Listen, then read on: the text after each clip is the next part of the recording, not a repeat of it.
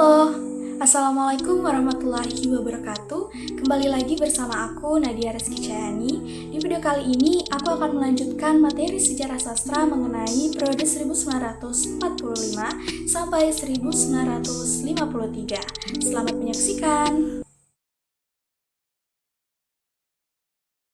Materi yang pertama, Angkatan 45.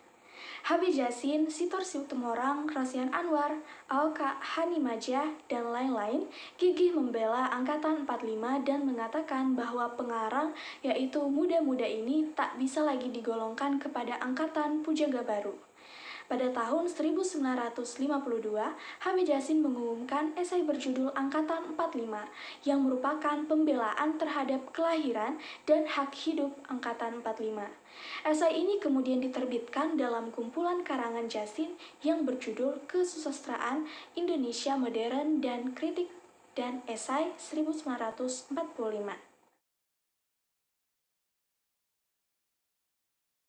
Yang pertama ada Chairil Anwar. Chairil Anwar dilahirkan di Medan tanggal 22 Juli 1922. Sekolahnya hanya sampai mulu SMP, dan itu pun tidak tamat. Kemudian ia pindah ke Jakarta, tetapi ia orang yang banyak sekali membaca dan belajar sendiri, sehingga tulisan-tulisannya matang dan padat berisi.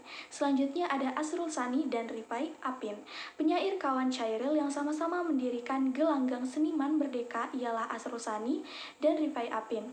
Ketiga penyair itu, Chairil, Asrul, Rifai, biasanya dianggap sebagai trio pembaharu puisi Indonesia, pelopor Angkatan 45. Selanjutnya adalah Idrus. Idrus lahir pada tanggal 21 September 1921. Biasanya dianggap orang sebagai salah satu tokoh pelopor Angkatan 45, tetapi ia sendiri selalu menolak penamaan itu. Selanjutnya ada Ahdiyat Kamiharja. Meskipun pada zaman revolusi ia sudah menerbitkan dan memimpin majalah di Garut bernama Gelombang Zaman, nama Ahdiyat tidak pernah disebut-sebut dalam dunia sastra sampai ia muncul dengan romannya yang berjudul Ateis pada 1968. Selanjutnya ada Pramudia Anantatur. Pramudia Anantatur adalah pengarang yang sudah mulai mengarang sejak zaman Jepang dan pada masa awal revolusi. Tetapi baru menarik perhatian dunia sastra Indonesia pada tahun 1949 ketika cerpennya Blora yang ditulisnya dalam penjara diumumkan dan romannya berjudul Pemburuan tahun 1950 mendapat hadiah sayembara mengarang yang diselenggarakan oleh Balai Pustaka. Selanjutnya ada Mohtar Lubis. Mohtar Lubis lebih terkenal sebagai wartawan. Surat kabar yang dipimpinnya, Indonesia Raya, dilarang terbit pada tahun 1958. Ia sendiri sejak akhir tahun 1956 ditahan dengan tuduhan yang bukan-bukan. Selanjutnya ada Utuy Tatang Santani. Utuy Tatang Santani terkenal sebagai pengarang drama. Dalam drama-dramanya tersebut, Utuy sangat mengedepankan individu dan meniadakan norma-norma masyarakat, agama, dan moral yang ada.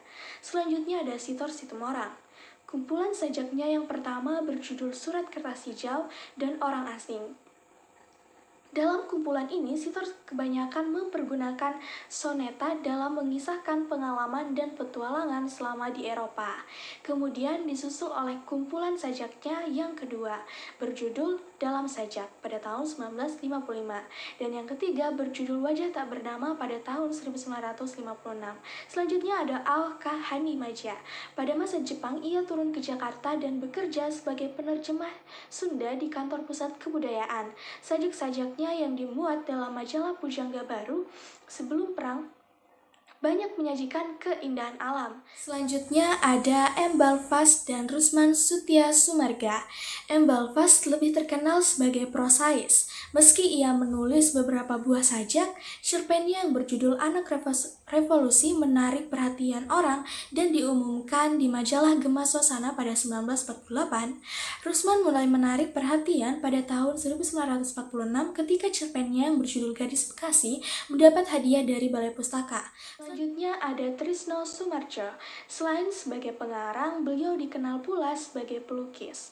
Minatnya terhadap kesenian sudah diperlihatkannya pada masa awal revolusi. Di samping itu, ia dengan tekun terus menerjemahkan drama-drama pujangga Inggris William Shakespeare. Sebagai pengarang, ia sejak memula menulis sajak, cerpen sandiwara, esai kritik, dan lain-lain. Selanjutnya ada M.H. Rustanti Kartakusuma.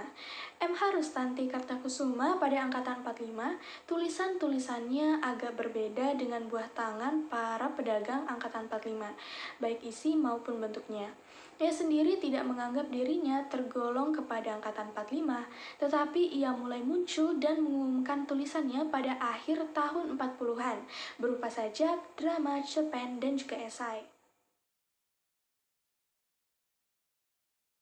Para pengarang wanita tidak banyak jumlahnya. Sekitar tahun 50-an kita hanya mengenal beberapa pengarang wanita seperti Ida Nasution, Walu Jati, S. Rukiah, Esti Nuraini, dan Suwarsi Jojo Pustipo. Ida Nasution pengarang esai yang berbakat. Ida menulis beberapa buah esai yang dimuat dalam majalah-majalah, tetapi ia kemudian menjadi korban revolusi. Ia hilang ketika perjalanan Jakarta-Bogor pada 1948. Selanjutnya ada Walu Jati. Beliau lahir di Sukabumi tanggal 5 Desember 1924. Ia menulis sajak pada masa-masa pertama revolusi. Sajaknya berjudul Berpisah mendapatkan pujian dari Chairil Anwar sebagai sajak romantik. Selanjutnya ada Esti Nuraini. Dia lahir di Padang pada tanggal 6 Juli 1930. Ia menulis sajak, cerpen, esai, dan terutama menerjemahkan hasil sastra asing. Dalam sajak-sajaknya terasa sekali kewanitaannya.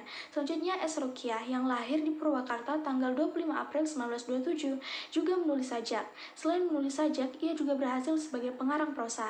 Selanjutnya ada Suwarsi Jojo Puspito yang lahir di Bogor pada 20 April 1912. Sebelum menulis roman dalam bahasa Belanda, ia lebih dulu menulis roman dalam bahasa bundanya, bahasa Sunda. Namun roman ini ditolak oleh Balai Pustaka. Baru pada masa sehabis revolusi, Suwarsi yang menurut usianya lebih dekat kepada lingkungan para pengarang pujangga baru, itu menulis dalam bahasa Indonesia.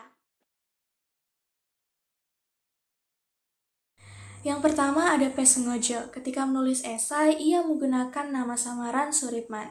P. Sengojo memang dikenal sebagai pengarang yang gemar menggunakan nama samaran. Hasil karya P. Sengojo kebanyakan diterbitkan dalam majalah, antara lain majalah Pancaraja, Zenit, Gelanggang, Gajah Mada, Indonesia, Pujangga Baru, dan Harian Mimbar Indonesia. Selanjutnya ada M. Ali Muhammad. Ali mempunyai nama lengkap Muhammad Ali Marichar. Dia dikenal sebagai pengarang cerita pendek, novel, dan naskah drama. Ia juga menulis sajak, esai, dan juga terjemahan. Selanjutnya ada Dodong Jiwa Praja. Dodong Jiwa Praja mulai menulis puisi sejak tahun 1948.